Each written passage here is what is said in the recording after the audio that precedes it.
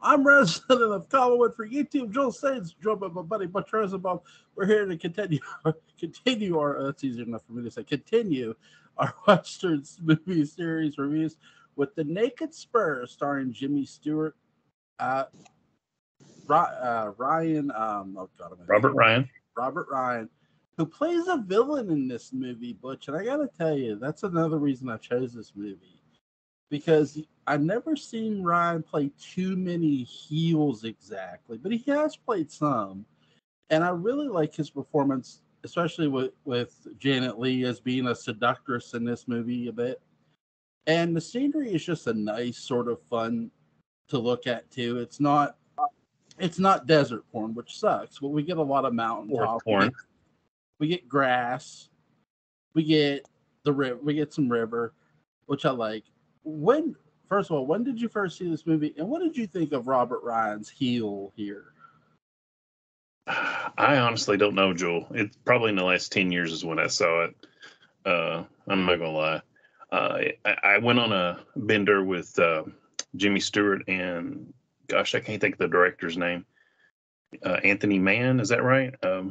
Yes. They made 10 movies together, and man, I don't think there's a bad one in there. And there was can't remember if it was a Jimmy Stewart, and anybody doesn't know, Jimmy Stewart hated being called Jimmy Stewart. He preferred James.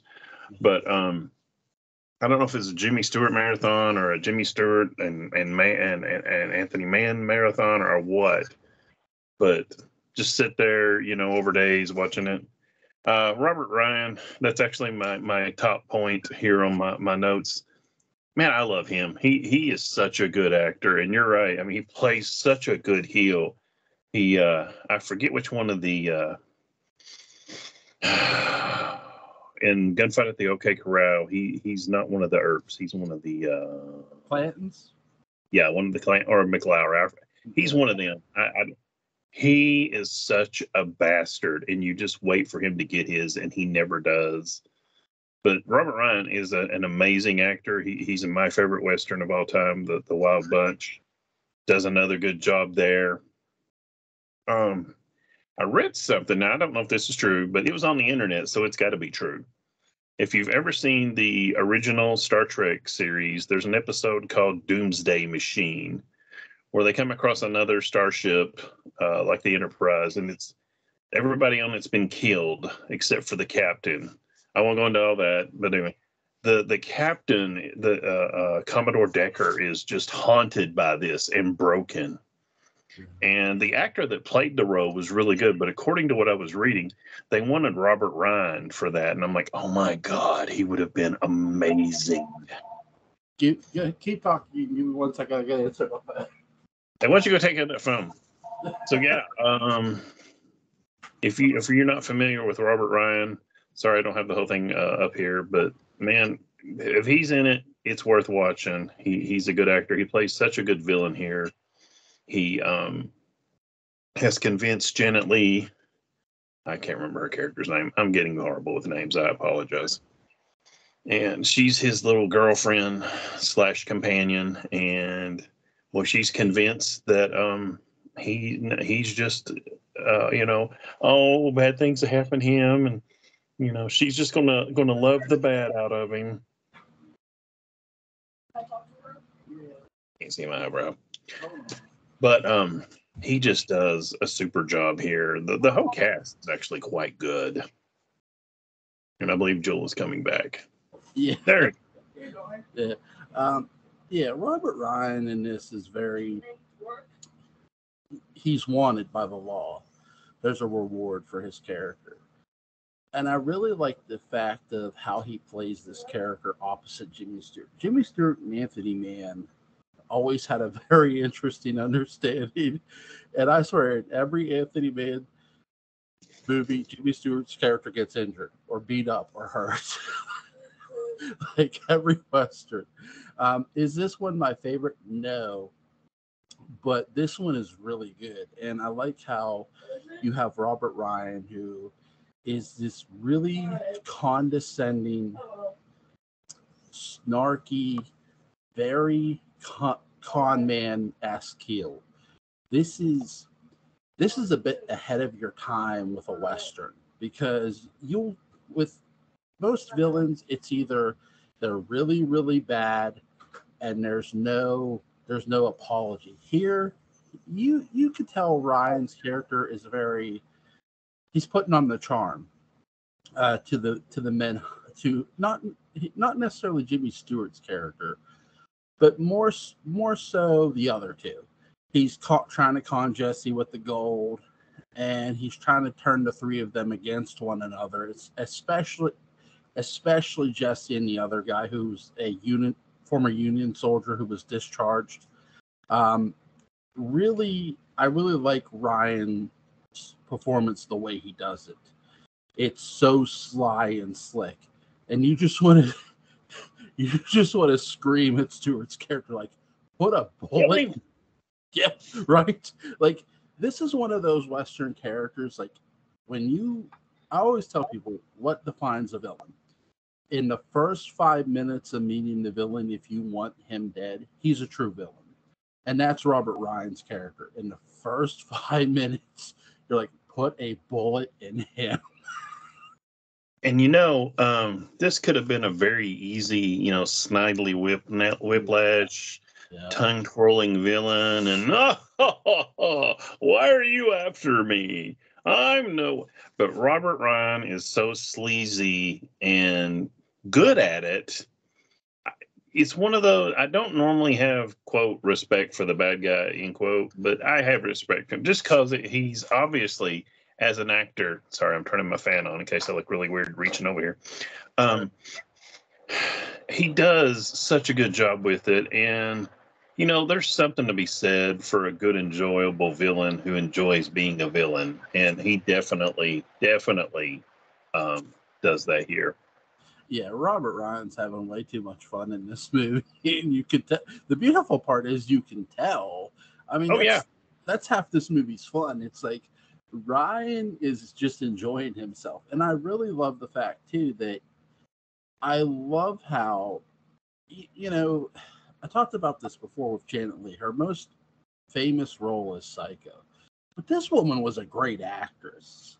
It's really a crime that she only gets remembered for Psycho, because she has had some memorable performance. And here's the thing, this is one of them.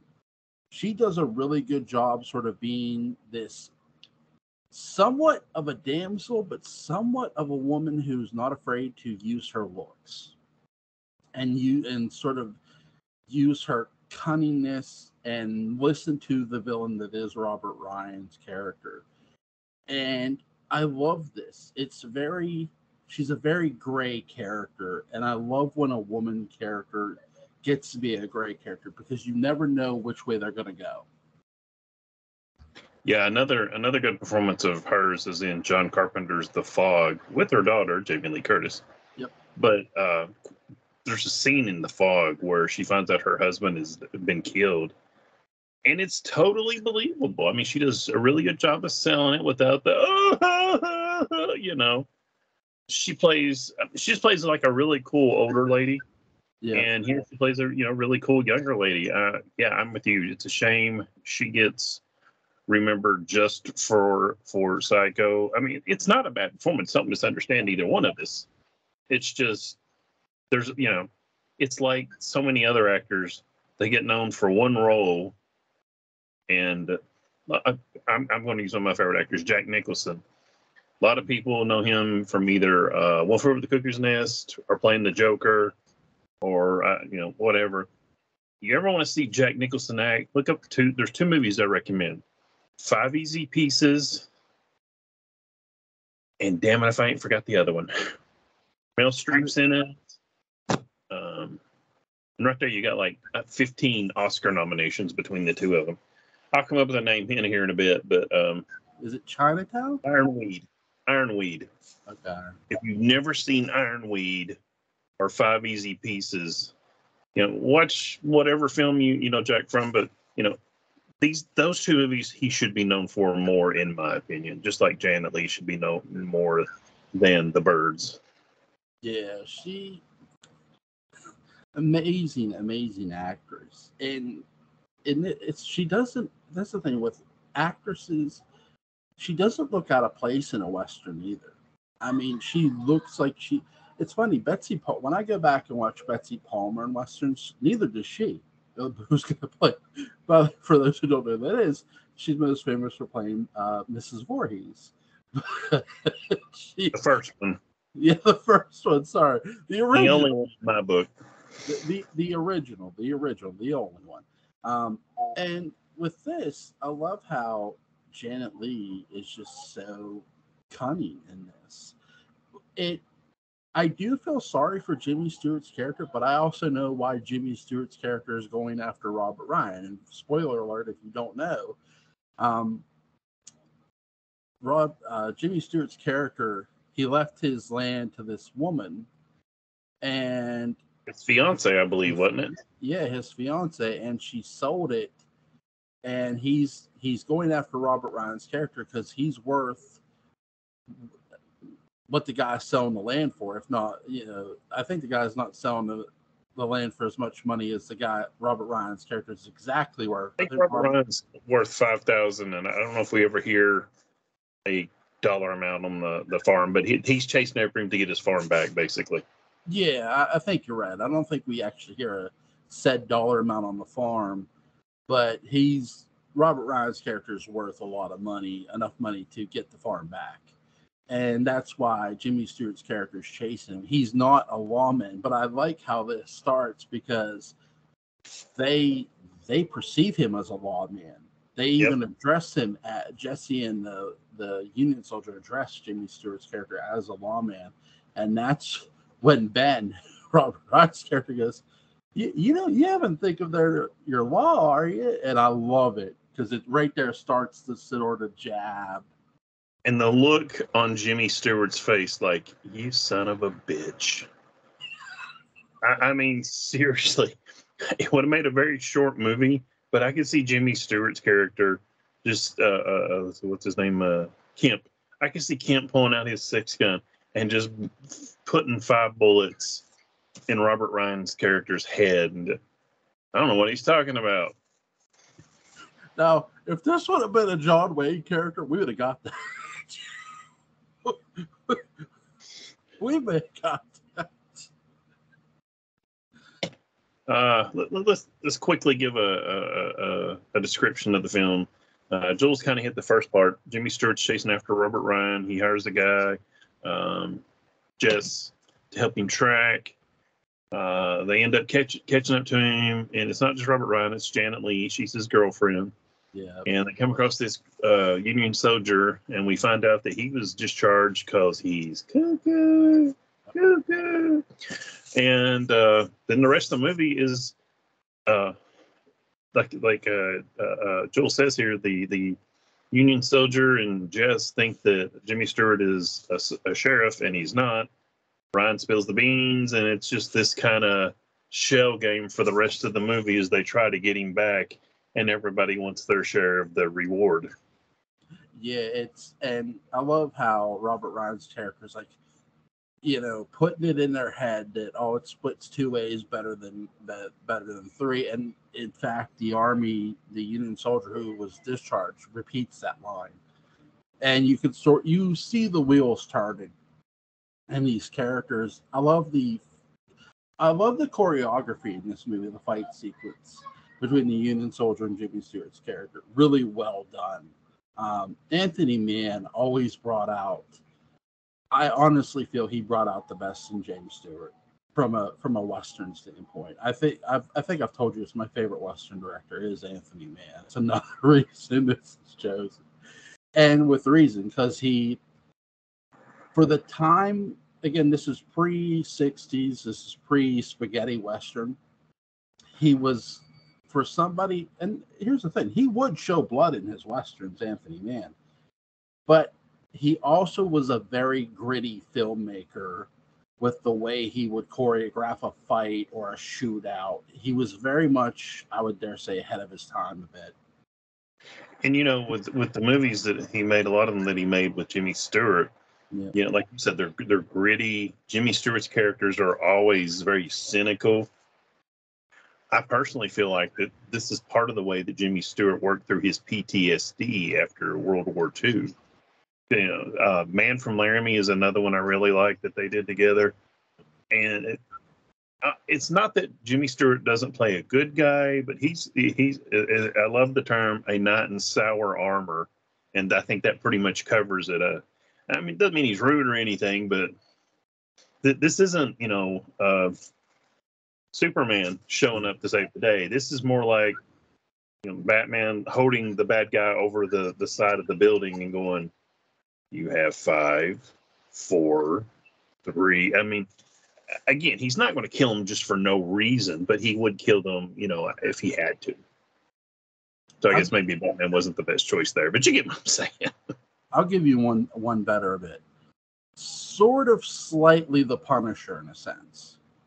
Yeah, see, I thought of that, but I didn't want to go that far. Maybe Wolverine. Yeah. Wolverine doesn't slaughter everybody, and but he, you push him too far, he will kill you. Yeah, he will. Yeah, maybe that's a little more better. Yeah, Wolverine's a better comparison. I like that. And here's the thing, too. In every Anthony Mann James Stewart Western, is every one of James Stewart's characters the same? No, that's the thing. With one of my favorites is Bend of the River, and in that movie, James Stewart's character was a Missouri Raider who rode along the borderline, and a lot of people consider those people bad people. They're very outlawish. They're kill crazy, and there's a guy who rode on that sort of other side of the line, if not the same side of the line as James Stewart's character, and he's telling them they'll never let us change. And James Stewart is doing everything in his power to. He's not necessarily playing a good guy. He's playing a bad guy with a past who's sort of trying to become good, a grayish character, if you will, I'll say. And there's a line in that movie I'll never forget. James Stewart's character gets beat up, which, again, it's an Anthony Mann, James Stewart Western. It's like, which one doesn't he? And he tells them, he goes, I'll be coming for you. One day you'll look back in the darkness and wonder if I'm there, and someday I will be. And I think that's one of the most creepiest things I've ever heard a protagonist say.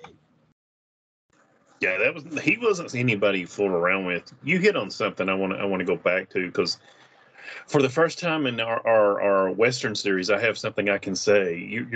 This film, and now I want to get it right here. Parts of this was filmed. Parts of this was filmed in a place called Durango, Colorado, which is also known as the Hollywood of the Rockies, and I've been there. Awesome. Love Durango. Would love to go back. Actually, the first time I was there, I was in college, so it'd been early to mid '90s, and I wasn't a real big Western fan then, so I'm sure I would appreciate it a lot more now. But yeah, there is some gorgeous, not desert porn, forest porn. Yeah, and I can tell you from personal experience, Durango is a beautiful place. Some friendly folks there. I would, like I said, I would gladly go back and visit that place. Here's a question for you. It's a little bit off topic. Do you think Boot Hill Cemetery in Tombstone, Arizona, just outside Tombstone, Arizona, is haunted? See, here's the thing with Tombstone.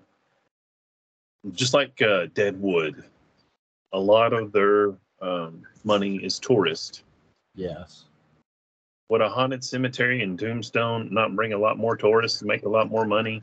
I'm not saying they're faking it. I'm saying I could see. Maybe they can fake it, just, have a few people planted in the, hey, you know what I heard one time? See that Tombstone? So I'll say that. It's funny because there's a Twilight Zone episode that does something really similar, where a guy goes up to a cemetery and he puts the knife in the ground and he catches his own coat and he scares himself to death. He thinks it's the hand coming out from the. And who plays that role, Joel?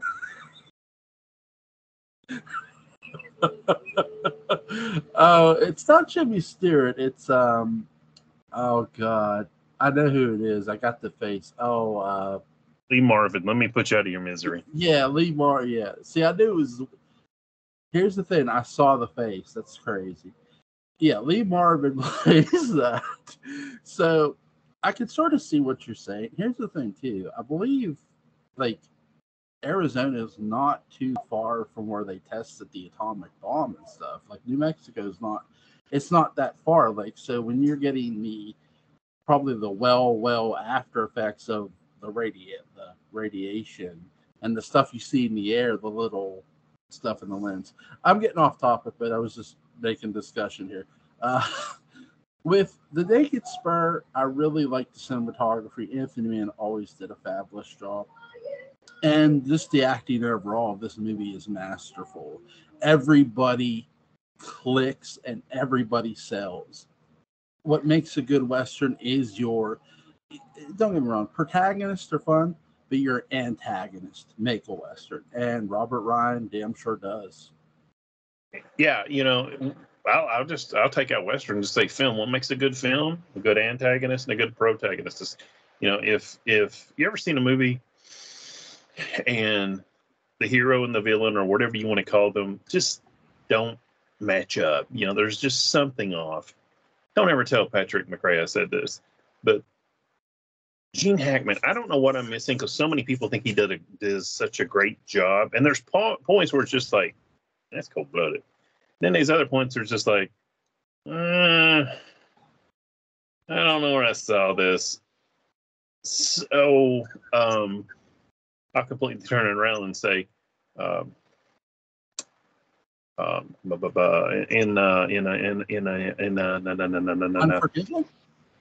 No, Batman Begins. Oh, okay. We finally in Batman Begins we get my favorite Bat villain, Ra's al Ghul. Yes. And originally he's played by Ken Watanabe from The Last Samurai, and I was ecstatic. Yeah. Now, if you're not going to get,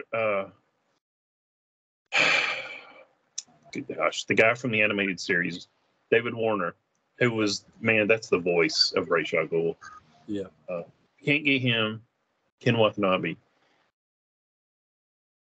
I guess I can spoil a 10-year-old movie. He's not Ra's al Ghul. Yeah. It's Liam Neeson. Yeah. Which I could tell before the movie came out because I'm like, you don't bring in Liam Neeson for five minutes. Yeah. So I knew something was up. I didn't know he's going to do that. But anyway, Liam Neeson's Ra's al Ghul was just underwhelming for me. And I was just like, you get the big confrontation towards the end. It just wasn't there. Where in this film, he said, bringing it back all together, Robert Ryan and Jimmy Stewart, man, they come at it, man. Not they don't fight literally, but just the things they do, the things they say. It's a joy. It's a pleasure to watch this and watch two good actors just, kind of go at it and enjoy it. See, if they would have went with Ken Watanabe, which would have made sense, they could have got Kelly Hu to play Talia. Yeah. There's a video on YouTube. If I come across it again, I'll tell you. There's this guy. He makes a point, and as soon as you hear who it is, you're going to understand why I agree with it. He believes that Neil Adams, who first drew Ra's al Ghul in DC Comics, picked Sir Christopher Lee as his model, and Lady Diana Rigg as Talia. And I'm just like, oh my God, could you imagine that? A movie with Sir Christopher Lee's Ra's al Ghul, Lady Diana Rigg as Talia. It's like, other than, I don't know, George Clooney or Adam West, get anybody that can actually act. And there's several $1 million made. Well, here's the thing. Like in Lord of the Rings, is it okay? There was a character that was specifically Christopher Lee was meant to play. He was supposed to play because he knew Tolkien. So, I mean, so He wanted to play, but by the time they finally made it, he was a little too old for it. I mean, come on, though. Look who they cast. Well, he wanted to play Gandalf. He'd always wanted to play Gandalf. Yeah, that's. And then when they went to the movies, it's like, well, we've already got Ian McKellen, and you know what? Ian McKellen, in my opinion, nails Gandalf. So, as the only problem with cast, and I hate to say this, the only problem with casting Sir Christopher Lee is Saruman is the same problem you always have with casting Sir Christopher Lee in anything. Hey, he's a bad guy. Yep. Yeah. And it's supposed to be a surprise. Yeah. A surprise if they would have like switched that, if it had been Ian McKellen as the other. Because here's the thing, Ian McKellen, here's the thing, McKellen, I forget the movie, but he played a Nazi general or something. Where he pupil based on the Stevenson story. Yeah, that like he's played villains, but it's not like he's Christopher Lee where he's played so many you know it by heart. And he was Magneto, and as far as I'm concerned, he's the best thing in the first trilogy of X-Men films. But anyway, let's get back to this. We'll save those discussions for another time. For Naked Spur, man, just a masterful film to watch. Really good acting. And I really like how Janet Leigh is with the argument she has with Jesse. It's just funny. He's always yelling at her. But I get the sense that Jesse does not trust women at all. And, I get the sense, too, that Jesse has been alone most of his life. Probably got done wrong as a youngster, and screw that, I ain't never trusting none of these women. This is considered one of the best Westerns of all time. And I only mention Rotten Tomatoes because I think Rotten Tomatoes is ridiculous. It has 100% score on Rotten Tomatoes. Really? Yeah, and I never go to Rotten Tomatoes, so I don't understand people that use it to decide. But Leonard Maltin, we all know who Leonard Maltin is, I believe, said it was one of the best Westerns ever made. And you know what? It may not be in my top 10, but it's probably in my top 20. It's that good, in my opinion. Yeah, it's worth a watch for sure. It's definitely in my top. I'm with you. It's in my top 20. And as far as Rotten Tomatoes goes, stop putting your goddamn logo on DVD covers. Nobody wants to see that shit there. Bird. With this movie though, it is. I do agree it's a solid 10. I mean, it's damn sure worth a watch. And the acting in it, again, for all the good writing you can have, you need actors who can sell. When you say Stewart, Ryan, and Janet Leigh, well, those are three really great names to have in Westerns, especially Robert Ryan, Jimmy Stewart, and Janet Leigh, because Ryan's done Westerns, Stewart's done Westerns. And Janet Leigh, again, there are actresses you can cast in a Western where that looks out of place, but Janet Leigh, no, not here. Did you know that James Stewart was 19 years older than Janet Leigh when this movie was made? No, I did not. Wow. Yeah. Wow. So we're going to move into spoiler alert territory. At the end, Janet Leigh ends up with Jimmy Stewart, which makes that a little cringy. But hey, here's some fun facts I found out for you. Are you ready? Let me lay them on you. Number one, the movie takes place in 1868. We know that because of the discharge papers from the crazy Union soldier. The actors carry 1873 Colt Peacemakers. Nice. In other words, guns that were made 5 years later. I only mention it because I find that amusing. I'm not one of these people. Oh my God, because you use what you got. I mean, as long as they're not using guns that look like this, it's like okay. As long as it's not central to the plot. I mean, if you'd seen Quigley Down Under with a modern, X-ray scope, okay, Yeah. I would have said something. But let's see, the Winchesters had an iron steel receiver in the stock, which were not available until 1873. Those earlier models had brass.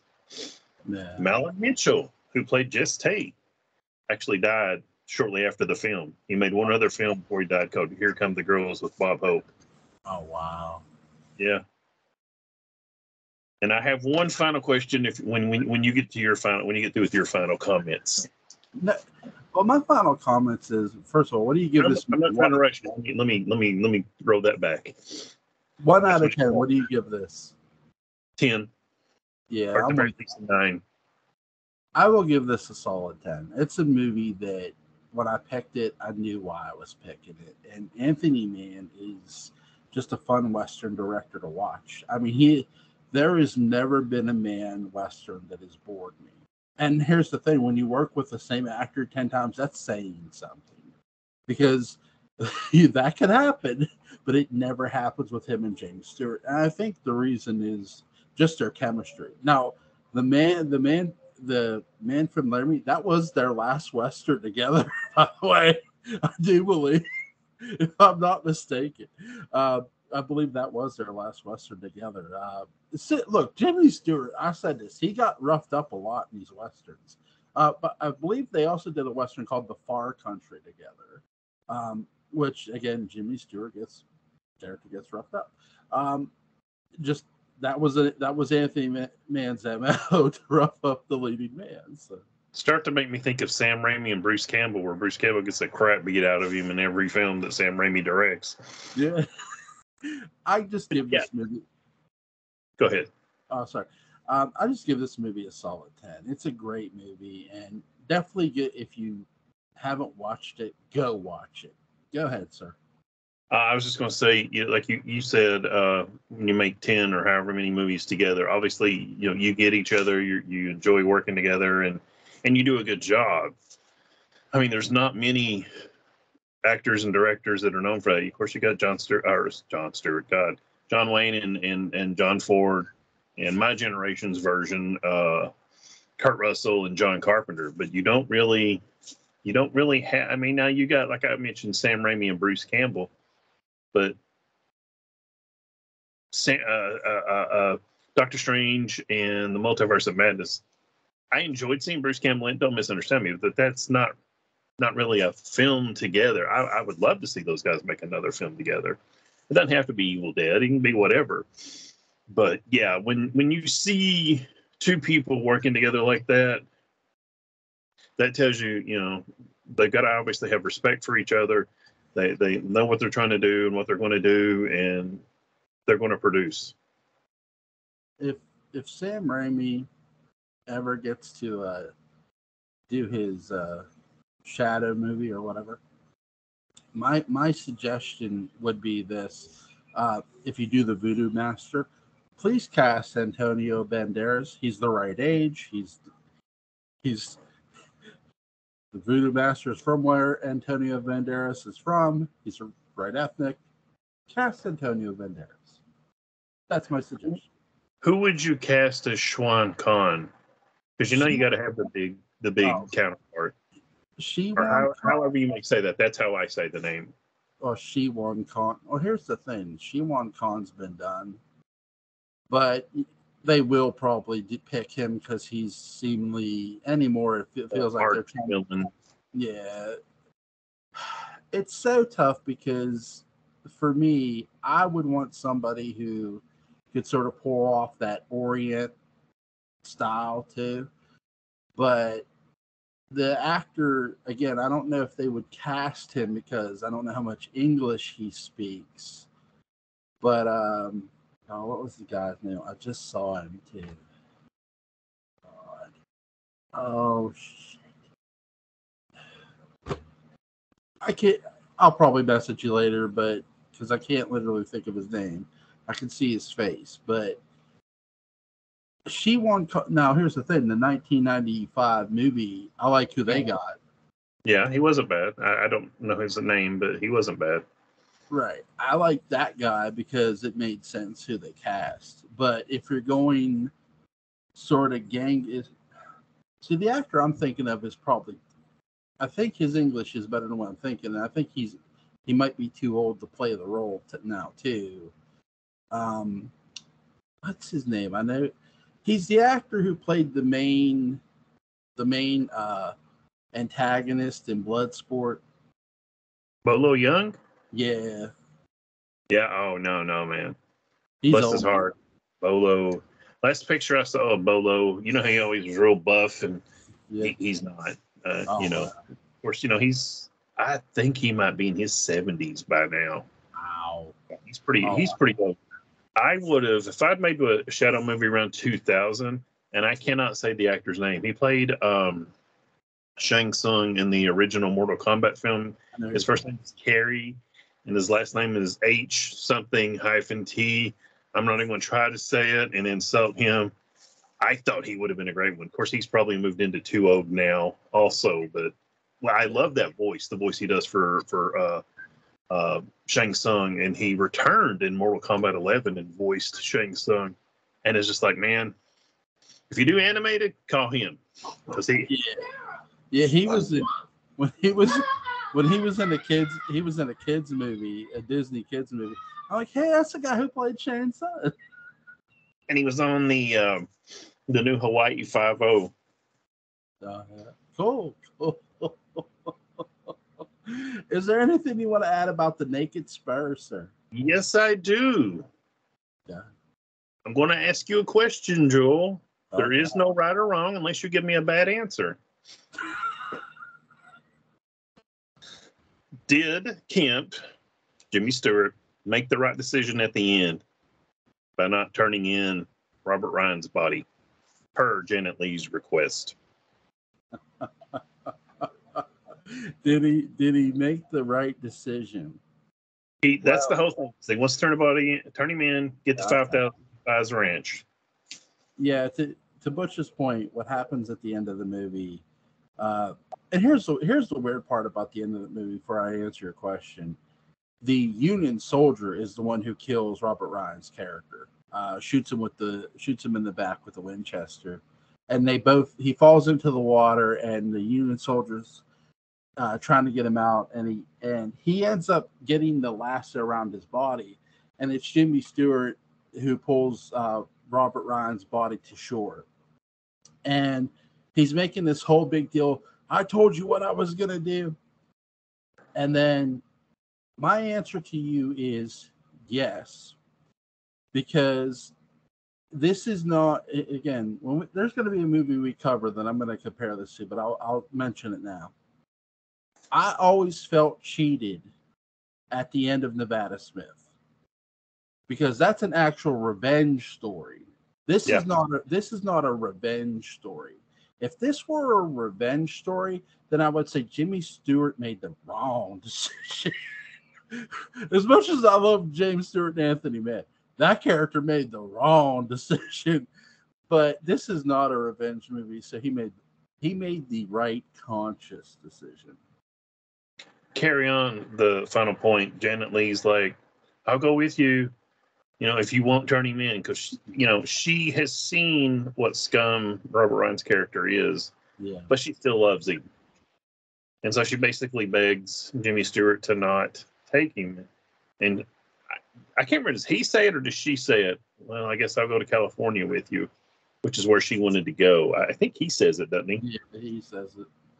And I believe it's in the last scene, he starts digging a grave for Robert Ryan's character. So he gives up on his dream of $5,000 to buy his ranch back, but he's got Janet Leigh hanging out with him. So who doesn't want to? I think that should be something when we have guests with us on Westerns. They have to watch The Naked Spur and then tell us if he made the right decision or the wrong decision. I think it'd be interesting. Here's the odd thing. I don't know if he did or not. That's up to him. If he wanted to do that, cool. If he didn't, cool. The reason I bring up Nevada Smith, and that is a revenge movie. Nevada Smith goes on this quest to find his parents' murderers, and he becomes an outlaw himself to do it. And he gets to the final guy and he doesn't. Spoiler alert. He gets to the final guy and doesn't do it. Shoots him in the kneecaps, but he doesn't kill him. And the guy's begging for it too. He goes, "Go ahead, get it over with." I said, "Just get it over with." And Nevada Smith, who's played by Steve McQueen, doesn't do it. And I always felt cheated by the end of that movie. And here's the thing: I don't feel cheated by the end of this. Number one, it's not a revenge story, and number two, look, there's no debate that Robert Ryan's character deserved a bullet. We're not debating that at all. Nobody is.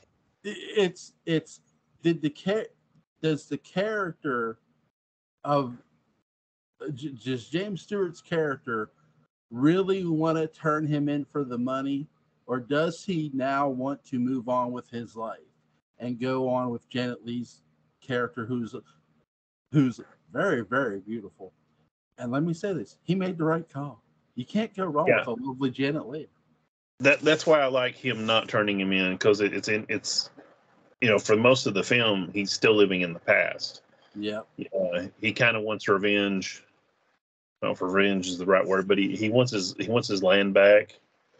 And I kind of got the impression he would go after the woman, his former fiance, but with him agreeing to leave Robert Ryan's body, it's him accepting things have moved on, and hey, I've got something better here. Yeah, he wants justice in a sense for what's happened to him. But if he makes some money on justice, that's okay. Right. That's if he makes some cash on justice, hey, that's perfectly fine with him. It makes the character all the more interesting, the protagonist. And again, it makes Robert Ryan's character all the more interesting to Hill in this movie. Very, very good. Straight 10 from the both of us for The Naked Spur. What's your selection for next Friday, sir?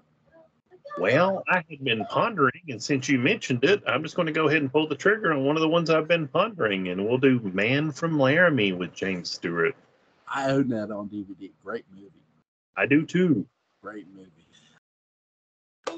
I can't. Here's the thing. Not when we come back Friday. Well, by the way, we'll do our regular time of 10:30. So, got me all excited at 9:15. What are you doing, Joel? I'm torturing you. No.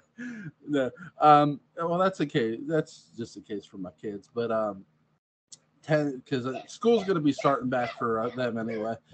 So 10:30 for next Friday. I'm really excited to discuss The Man from Laramie, another Anthony Mann, James Stewart classic. And yes, James Stewart gets roughed up. In more ways than one. Yes, he does. Holy crap. We won't mention how until we do the movie next Friday. Butch, my friend, enjoy the rest of your weekend, sir. Joel, you as well. Thank you, and it's a pleasure as always. Goodbye.